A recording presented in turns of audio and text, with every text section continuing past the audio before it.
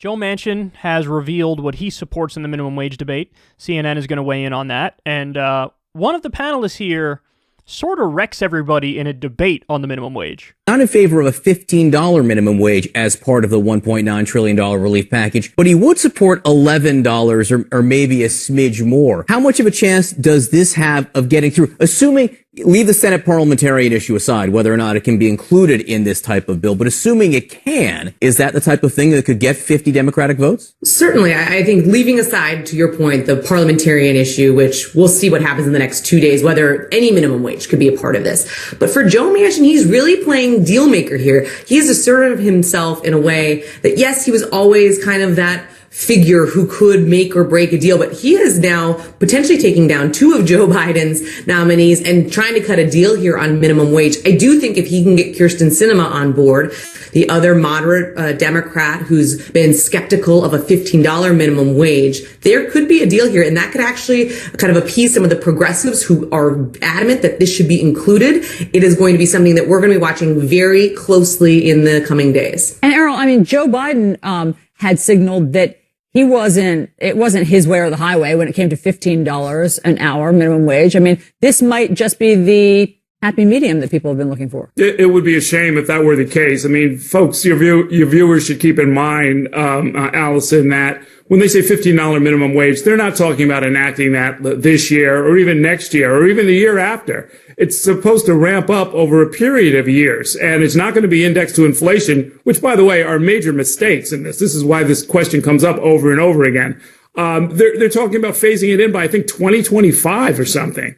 And for Joe Manchin to say even that's too quick, even that's, too much in a state that he represents and the dire poverty in sections of that state is really shameful. I mean, if they can have a hearing where they maybe try and bring some of these senators to their senses about, well, what's really needed by people who are struggling, who are working every day and still staying poor, perhaps they can adjust the conversation, and perhaps the compromise can be more like, okay, we'll take our time and we'll phase it in a little bit slower. But my goodness, people have got to be able to make a living wage. I think that's what the election in part was about, and that's how the American people voted.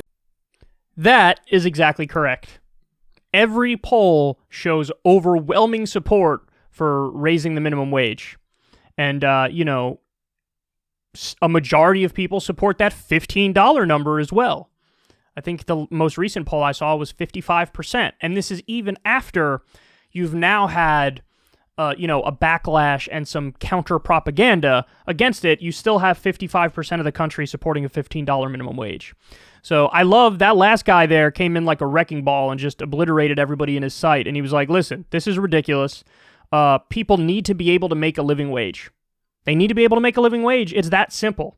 All the other panelists, I mean, it's classic like DC conventional wisdom bubble brain that they have, because look at how they talk about this thing.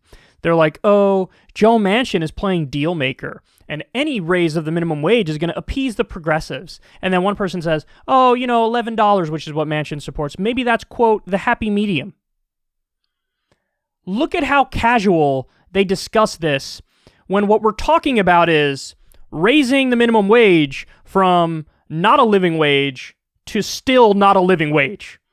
Oh, I'm sorry. Were you unable to survive before? What if we raise the wage and you're still not able to survive? Would that shut you up? Isn't that the happy medium? I don't need to find a happy medium between bad policy and good policy to get half bad policy. I don't need to find the happy medium there. I'm simply in favor of the good policy, as everybody should be. But look at how they talk about it. It's framed more through like the horse race wheeling and dealing perspective of like, let's see what's going on in Washington, D.C. Here are the positions of them. Talk about the substance of how lives would improve with the living wage. Talk about how many people are lifted out of poverty. This is what the real conversation should be. By the way, number I learned just this week. Did you know that in West Virginia, for a single person with no kids to survive, the living wage is between $14 and $15 an hour? So Joe Manchin chimes in and says, 15 is too much for West Virginia. Well, let's make it 11. But the numbers show for a single person with no kids to survive, you need between $14 and $15 an hour to make it. By the way, there was an event recently where working people and union folks from West Virginia were begging Joe Manchin, come on, we need $15 an hour. I mean, again, the real extremist position, the real radical position is to say, let's raise the minimum wage from not a living wage to still not a living wage, and let's tie it to inflation or tie it to median wage growth, and then we can never revisit the issue, and it's always going to be below a living wage. That I find totally unacceptable.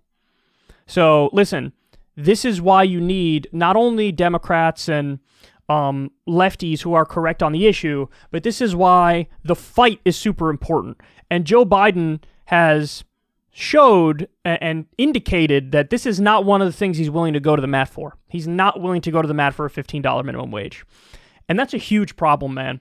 Because listen, as of right now, Joe Biden has a 62% approval rating according to one poll. In other words, he's in the honeymoon phase of his presidency. Joe Biden will never have a higher approval rating the rest of his life than he does right now. So you know what that means? You have political capital to spend.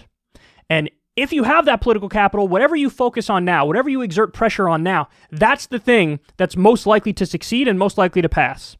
So if Joe Biden said, no, I'm not bending on this, we're doing the $1.9 trillion COVID bill, the $15 minimum wage is going to be in that, and Joe Manchin, you're going to vote for it or else. Joe Manchin would be forced to vote for it.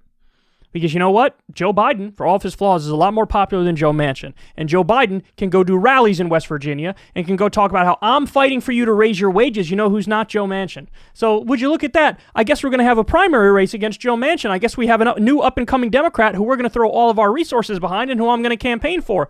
And then you make Joe Manchin heel. There's an interesting story about Joe Manchin, and I learned this a couple months ago, but apparently, now he supported, I believe it was Kavanaugh, right? And everybody's like, well, what the fuck? Why is he doing that?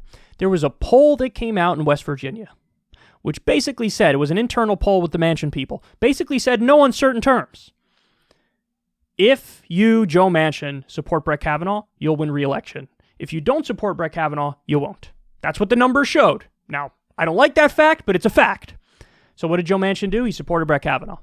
So Joe Manchin is one of these guys, although he's deeply corrupt and he's a corporatist and all that stuff. He is one of these guys who does this. Where's the wind blowing? What do I have to do to save my ass? And so if he feels like to save my ass, I have to vote for the $15 minimum wage. I have to vote for the $1.9 trillion relief package. You know, if he felt like to save my ass, I have to vote for Medicare for all. I think we could get Joe Manchin to bend and do it. I think we can. Because that's what that Brett Kavanaugh story tells me. That this is a big thing to Joe Manchin. So if Joe Biden were to exert pressure and he were to fight and he were to go to the mat for higher wages, we would get higher wages. And you know what?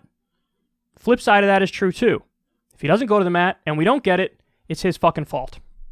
So I need you to know that in advance. I'm telling you this in advance before we have the vote on the $1.9 trillion package. I'm telling you the dynamic in advance.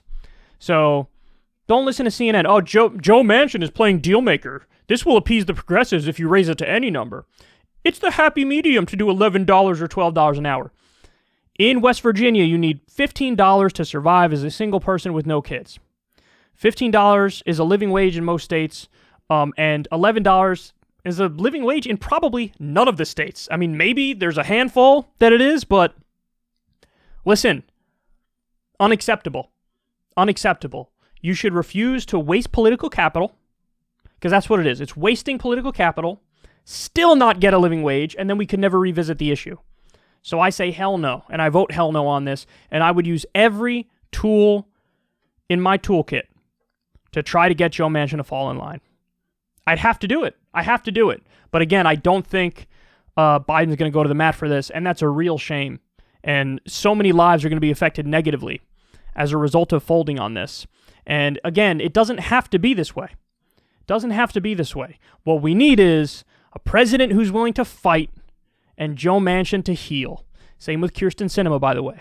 I would do anything and everything to make them fall in line.